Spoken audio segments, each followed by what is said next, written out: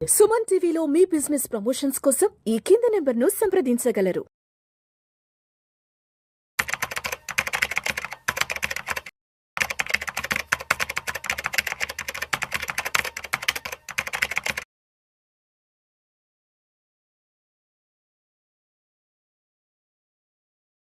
Welcome to Vishnu talks.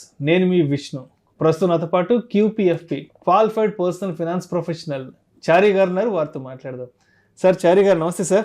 నమస్తే అండి. Welcome to Vishnu talks. Thanks అండి. Thanks for calling us to Vishnu talks అండి. Thank you sir. It's my pleasure Chari garu. So చారి గారు, ఒక్కసారి market scenario గురించి మాట్లాడుకుందాం. ఓకే. ఇప్పుడు ఒక 6-7 months back market all time హైకి వెళ్ళింది. 85-86 దాకా చూసాము. నిఫ్టీ ఏమో ఆల్మోస్ట్ 25-26 దాకా వెళ్ళిపోయింది. ఎస్. ఇప్పుడేమో 75కి వచ్చేసింది మార్కెట్. నిఫ్టీ ఏమో 22కి వచ్చేసింది. కొంతమంది ఏం చెప్తుంటారంటే, మార్కెట్ బాగా ఆల్ టైమ్ హైలో ఉన్నప్పుడు ఎగ్జిట్ అయ్యి మార్కెట్ బాగా డౌన్ ట్రెండ్లో వెళ్తున్నప్పుడు ఎంటర్ అవ్వాలంటారు కదా. అంటే దీన్ని ఎలా అర్థం చేసుకోవాలి? ఇది నిజంగా అసలు పాసిబుల్ అవుతుందంటారా? అంటే ఇప్పుడు ఎలాంటి పారామీటర్స్ని దృష్టిలో ఉంచుకొని ఎప్పుడు ఎగ్జిట్ అవ్వాలి, ఎప్పుడు ఎంటర్ కావాలనే దానికి ఏదైనా అంటే ఏదైనా ఒక పర్టికులర్ స్ట్రాటజీ కానీ ఏదైనా ఉందంటారు? అంటే ఎలా బ్యాలెన్స్ చేసుకోవాలి? ఇప్పుడు మార్కెట్ హైలో ఉన్నప్పుడు ఎగ్జిట్ అవ్వడం అనేది అది మేబీ అందరికీ అది తీసుకోలేరు, అది యాక్సెప్ట్ చేయరు. కరెక్ట్. మార్కెట్ బాగా డౌన్ ట్రెండ్లో ఉన్నప్పుడు ఎంటర్ అవుదామంటే అక్కడ పోర్ట్ఫోలియోస్ కొంత రెడ్లో ఉంటాయి కాబట్టి యాక్సెప్ట్ చేయలేరు కాబట్టి. సో దీన్ని ఎలా బ్యాలెన్స్ చేసుకోవాలి? ఇది నిజంగా అసలు వర్కౌట్ అవుతుంది? వర్కౌట్ అవుతుంది. చాలా జెన్యూన్ క్వశ్చన్ అండి ఇది. చాలా ఇంపార్టెంట్ క్వశ్చన్. ఎందుకంటే మా ఫ్రెండ్స్లో చాలా మందికి ఉన్న క్వశ్చన్, మా క్లయింట్స్లో చాలా మందికి ఉన్న క్వశ్చన్ ఇది. బేసిక్గా ఏంటంటే, ఈ క్వశ్చన్కి ఆన్సర్ మీరు కోవిడ్కి ముందు అడుగుంటే మేము కూడా ఒక కన్ఫ్యూజన్ స్టేజ్లో ఉండండి. But Covid has given a crystal clear answer for this ma'am. ఎందుకంటే మేము బాగా డీప్గా ఇన్వాల్వ్ అయ్యి ఉన్న సిచ్యువేషన్స్లో ఎంతమంది మా వాళ్ళు మిస్టేక్ చేశారు, ఎంతమంది సక్సెస్ అయ్యారు, అది మేము కళ్ళతో చూసాం. ఓకే. సో బేసిక్గా ఇది మేము ఒక ఎక్సర్సైజ్ చేసామండి దీని గురించి. యాక్చువల్గా మార్కెట్లో హై ఉన్నప్పుడు ఎగ్జిట్, లో ఉన్నప్పుడు ఎంట్రీ, ఇదంతా ఒక సైకలాజికల్ గేమ్. ఓకే. నిజంగా ఒకవేళ అలా చేస్తే, అలాంటి సిచ్యువేషన్ చేస్తే బెనిఫిట్ ఉంటుంది, కానీ చేయగలుగుతామా లేదా? ఒకవేళ చేస్తే ఎంత బెనిఫిట్ ఉంది, దీన్ని మనము కొంచెం డీప్గా చూద్దామండి. ఓకే. సపోజ్ ఒక ఫండ్ ఉందనుకుందాం, ఒక ఎక్స్ ఫండ్ ఉందనుకుందాం. అందులో మీది ఒక ₹1,00,000 ఇన్వెస్ట్మెంట్ ఉందనుకుందాం. ఓకే. ఆ పర్టికులర్ ఫండ్ ఎన్ఏవి ఇవాళ ₹100 ఉందనుకుందాం. ఓకే. మార్కెట్ హైలో ఉన్నప్పుడు ₹100 ఉందనుకుందాం. ఓకే. 1 lakh డివైడెడ్ బై 100, మీ దగ్గర 1000 యూనిట్స్ ఉన్నాయి అనుకుందాం. ఓకే. ఈ పాయింట్ గుర్తుపెట్టుకోండి. ₹1,00,000 ఇన్వెస్ట్మెంట్ ఉంది, మీ దగ్గర 1000 యూనిట్స్ ఉన్నాయి. ఈ 1000 యూనిట్సే మీ ఆస్తి. ఓకే. ఇప్పుడు మార్కెట్ హైలో ఎప్పుడు ఉంది? సెప్టెంబర్ 2024లో ఉంది. ఓకే. అది పీక్స్లో, అంటే సెన్సెక్స్ 85,000 పాయింట్స్లో ఉంది. ఓకే. ఇవాళ మార్కెట్ ఏ పొజిషన్లో ఉంది? 75,000. సెన్సెక్స్ 75,000. ఎంత డౌన్ అయింది 6 monthsలో? Approximately 10,000 points, almost 10,000 point down అయింది. రైట్. అంటే 10,000 పాయింట్లు అంటే ఇంచుమించుగా 15% వరకు, 14 to 15% వరకు మార్కెట్ కరెక్షన్ అయింది. ఓకే. అంటే స్మాల్ అండ్ మిడ్ క్యాప్స్ కొంచెం ఎక్కువ కరెక్షన్ అయ్యాయి. దట్స్ ఎ డిఫరెంట్ స్టోరీ అండి. బేసిక్గా మనం ఎగ్జాంపుల్తో అర్థం చేసుకోవడానికి మనం ఈ ఫిగర్ తీసుకుందాం. ఎన్ఏవి ₹100 నుంచి 15% డౌన్ అంటే ఎంత అయి ఉంటుంది? ₹15 డౌన్ అయి ఉంటుంది. ఓకే. ₹100 నుంచి ₹85 వచ్చింది. ఓకే. సో నేను ₹100 ఉన్నప్పుడు నేను ఎగ్జిట్ అయ్యి, అక్కడ అంటే నేను ₹1,00,000 ఇన్వెస్ట్ చేశాను, అక్కడ ₹1,00,000 ఉంది నాది, 1000 యూనిట్స్ ఉన్నాయి నాకు. అక్కడ కనుక నేను ఎగ్జిట్ అవుతే, నేను ఇవాళ 85 ఉంది, నేను ఇక్కడ ఎంటర్ అవుతే, మళ్ళీ రీఎంటర్ అవుతే, 1000 యూనిట్స్ నేను అక్కడ ఎగ్జిట్ అయినప్పుడు 1000 యూనిట్స్ ఉన్నాయి. నేను అదే మళ్ళీ ఇక్కడ రీఎంట్రీ తీసుకుంటే నాకు ఏమైందంటే ₹85 కొంటున్నాను నేను ఒక్కొక్క యూనిట్ని. ఓకే. 1000 యూనిట్స్ కాస్త నాకేమైందంటే 1176 యూనిట్స్ అయ్యాయి.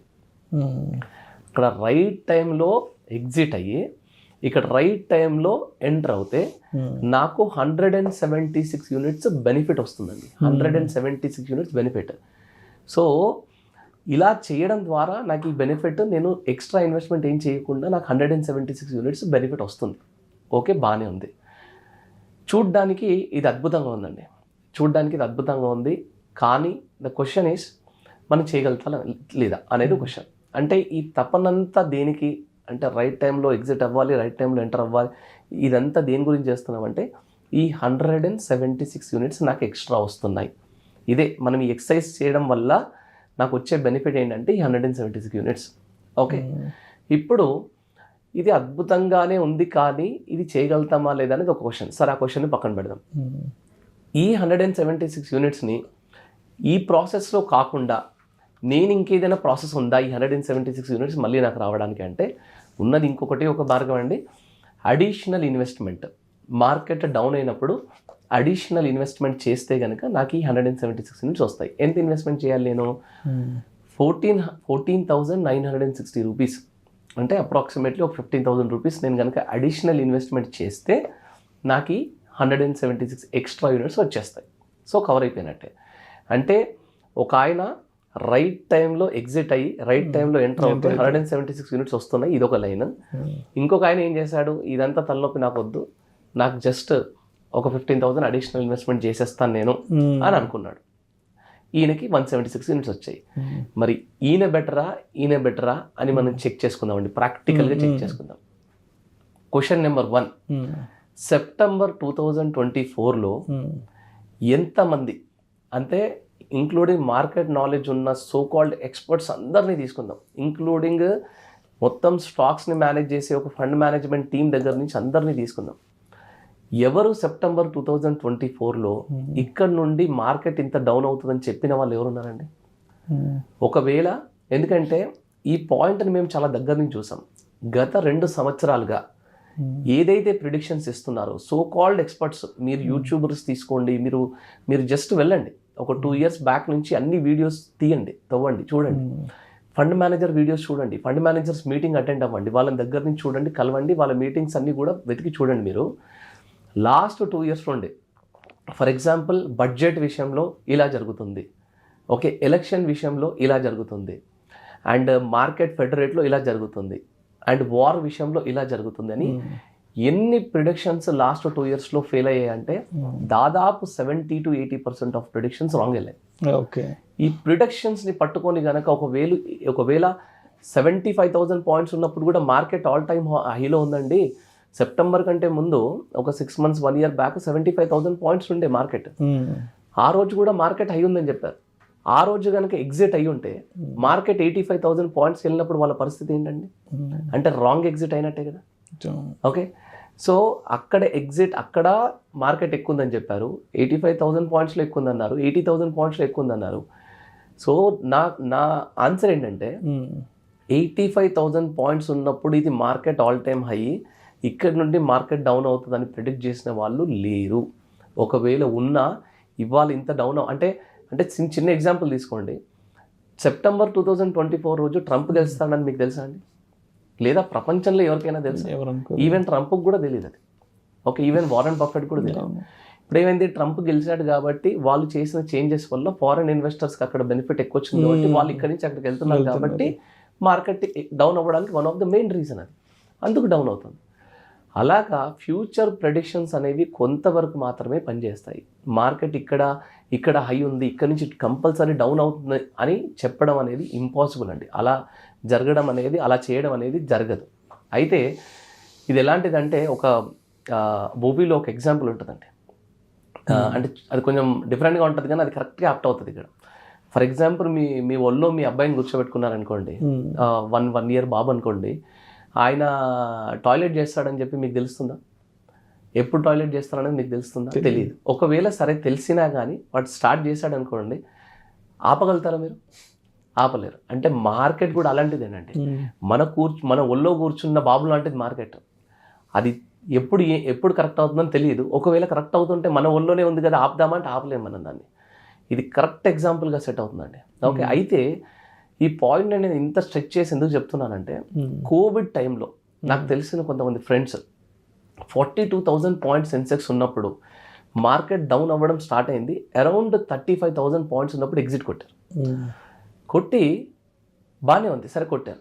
అక్కడ నుండి 30,000 పాయింట్స్కి వెళ్ళిందండి. మరి ఎంటర్ అయ్యారా? 5,000 పాయింట్స్ డౌన్ అయినప్పుడు నీకు మంచి బెనిఫిట్ వచ్చింది కదా, ఎంటర్ అయ్యారా? ఎంటర్ అవ్వలేదు, ఇంకా డౌన్ అవుతుంది అనుకున్నాను. 25,000 ఇంకా డౌన్ అవుతాం. అయితే ఇదంతా ఒక సైకలాజికల్ గేమ్ అండి. ఆశ స్టార్టింగ్ వస్తుంది, దాని తర్వాత అది మెల్లగా అత్యాశకి వెళ్తుంది.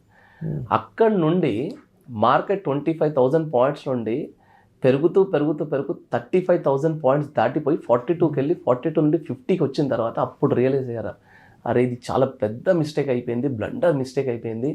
నేను రైట్ టైంలో ఎగ్జిట్ అయ్యాను కానీ రైట్ టైంలో ఎంటర్ అవ్వలేకపోయాను.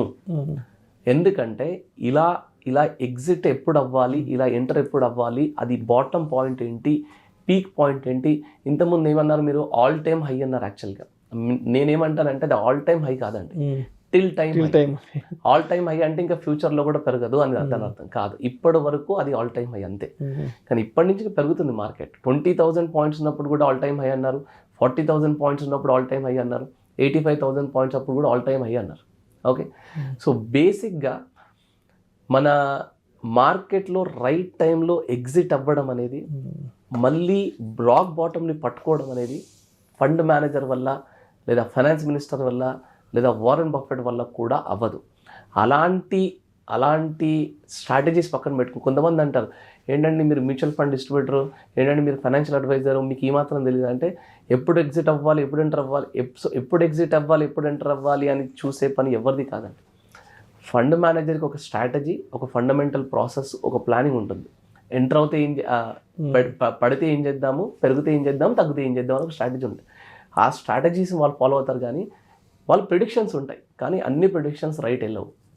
సో ఫైనల్గా నా ఆన్సర్ ఏంటంటే, ఎంట్రీ ఎగ్జిట్ పాయింట్స్ని పట్టుకోవడం కంటే, ఎక్కడ ఎగ్జిట్ అవ్వాలి, ఎక్కడ ఎంటర్ అవ్వాలి అనే పాయింట్స్ని పట్టుకోవడం కంటే, మార్కెట్ బాగా డౌన్ అయినప్పుడు 85,000 నుంచి 80,000 పాయింట్స్కి వచ్చింది, కొంత డబ్బు ఇన్వెస్ట్ చేయి, ఎక్కువ ఇన్వెస్ట్ చేయకు.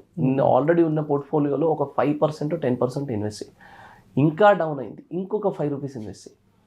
అక్కడ డౌన్ అయినప్పుడు దాని అడ్వాంటేజ్ తీసుకోవడం తప్ప, ఎస్ఐపి ఇన్వెస్టర్కి అయితే అది కూడా అవసరం లేదండి. బేసిక్గా డౌన్ అయినప్పుడు దాని అడ్వాంటేజ్ తీసుకోవడం తప్ప అన్నెసరీగా ఎగ్జిట్లు ఎంట్రీలు చేస్తే మన టాక్సేషన్ లాసెస్, సైకలాజికల్ ప్రాబ్లమ్స్, మనకి మెంటల్గా డిస్టర్బ్ అయిపోతాము, ఇవన్నీ జరుగుతాయి తప్ప ఈ ఎంట్రీ ఎగ్జిట్ పాయింట్ గేమ్స్ ఎప్పటికీ ఆడకూడదు. ఎందుకంటే కోవిడ్ టైంలో నా కళ్ళతో ముందు నేను ఒక 2-3 హ్యూజ్ మనీ లాస్ అయిన వాళ్ళని చూశాను. ఇప్పుడు మీరు ఈ క్యాల్కులేషన్ మనం చేసిన క్యాల్కులేషన్లో కూడా చూడండి, కేవలం నాకు వచ్చే 15,000 రూపాయల బెనిఫిట్ గురించి నా ₹1,00,000 నేను రిస్క్లో పెడుతున్నాను. ఎంతవరకు correct? So that is not at all correct. మీ దగ్గర మార్కెట్ డౌన్ అయినప్పుడు డబ్బులు ఉంటే ఇన్వెస్ట్ చేయండి, డబ్బులు లేకపోతే కామ్గా కూర్చోండి. మీరు ఇన్వెస్ట్మెంట్ ఎట్లాగైనా పెరుగుతుంది. అది డబ్బులు లేకపోతే కామ్గా ఎందుకు కూర్చోమంటున్నానంటే, మ్యూచువల్ ఫండ్లో ఉన్న బ్యూటీ ఏంటి, ఫండ్ మేనేజర్ బకెట్లో ఆల్రెడీ డబ్బులు ఉంటాయండి. ఆయన డౌన్ అయినప్పుడల్లా కొనాల్సిన స్టాక్స్ కొంటూ ఉంటాడు. సో మీకు కూడా మీ డబ్బులు ఇన్వెస్ట్ చేయకపోయినా మీకు వచ్చే బెనిఫిట్ వస్తూనే ఉంటుంది. That is the beauty of mutual fund. అంతేగాని మనము అన్నెసరీగా మార్కెట్ని, అందుకే వార్న్ బఫెట్ ఏమంటాడంటే, don't time the market, spend time in the market. ఈ ఫార్ములా ఫాలో అవ్వాలండి. దయచేసి ఎవ్వరు కూడా మార్కెట్ కరెక్షన్స్ని టైం చేయడానికి ప్రయత్నించకండి. నా హంబుల్ రిక్వెస్ట్ ఇది. Thank you sir, thank you so much చారు గారు. థ్యాంక్స్ అండి, నమస్తే.